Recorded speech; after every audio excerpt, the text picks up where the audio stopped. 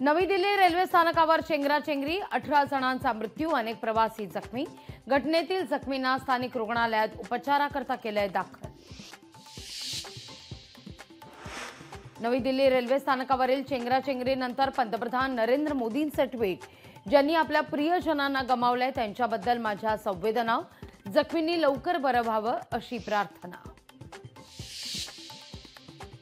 दिल्लीतील चेंगराचेंगरी संदर्भात मुख्यमंत्री फडणवीसांनी व्यक्त केला शोक, जखमींना तात्काळ बरं वाटावं म्हणून फडणवीसांकडून प्रार्थना। राहुल गांधी आणि प्रियंका गांधी आज प्रयागराजमध्ये महाकुंभ मेळ्यामध्ये सहभागी होऊन संगमात करणार स्नान।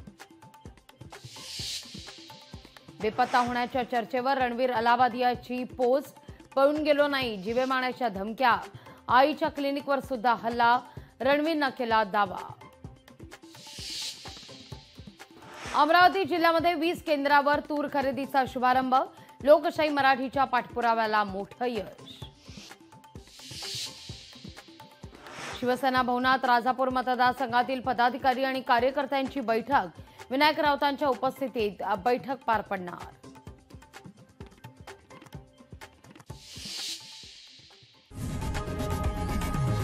लोकशाही मराठी ऐका, पहा, जागरूक रहा।